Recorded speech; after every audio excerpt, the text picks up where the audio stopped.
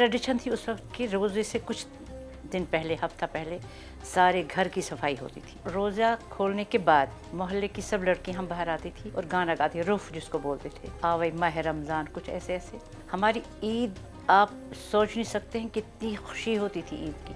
Roof करना, बाहर जाना, गाना गाना, फिर एक दूसरे से मिलना, 3-4 दिन हमारे वो गुजर जाते थे। मैं लगता है हम एंशिएंट किसी दुनिया में रहते थे। मेरा नाम हवा बशीर है। मैं रिटायर्ड प्रोफेसर हूँ कॉलेज से। कॉलेज में मेरा सब्जेक्ट म्यूज़िक था, मैं म्यूज़िक पढ़ाती थी। हमारे रोज़े जब हुआ करते थे तो ट्रेडिशन थी उस वक्त की, रोज़े से कुछ दिन पहले, हफ्ता पहले सारे घर की सफाई होती थी, मतलब लिपाई होती थी। उस ज़माने में लिपाई करते थे, सारे कपड़े बिस्तर वगैरह धोना कि रमज़ान आ रहा है। मेरी माँ जो थी वो सुबह उठ के हमको जगाती थी जब उसने खाना बिल्कुल लगाया होता था। ज़मीन पे, फ़र्श पे ही दस्तरखान बिछा होता था। हम छोटे छोटे बच्चे थे और हमको वो जगाती थी और हम रोज़े के लिए उठते। उसके बाद नमाज़ पढ़ना और फिर रोज़े का दिन कैसे गुजरता था, वो हम स्कूल जाते थे, स्कूल में पढ़ाई होती थी, वहाँ से आके हमको घर का काम भी करना होता था।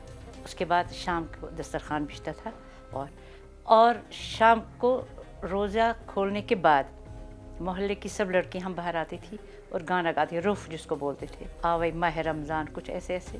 मोहल्ले की औरतें, लड़कियां, और उसके बाद नमाज, उसके बाद फिर सहरी, ये वो दिन थी। और फिर जब ईद होती थी, हमारी ईद आप सोच नहीं सकते हैं कितनी खुशी होती थी ईद की, क्योंकि नफीस कपड़े, अच्छे कपड़े ईद के दिन बनते थे। तब हमारी ईद होती थी कि हमारे कपड़ों से होती थी।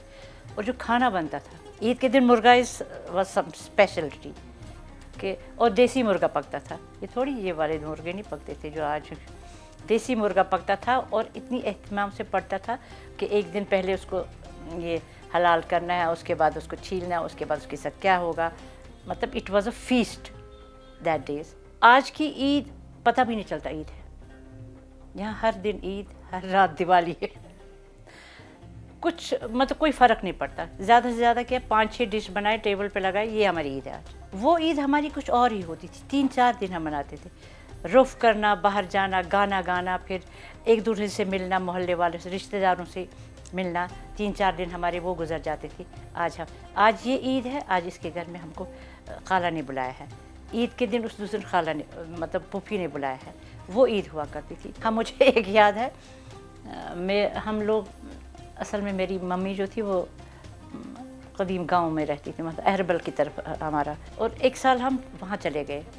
मम्मी ने कहा कि हम वहाँ ईद बनाने जाएंगे, और 8 दिन पहले गए।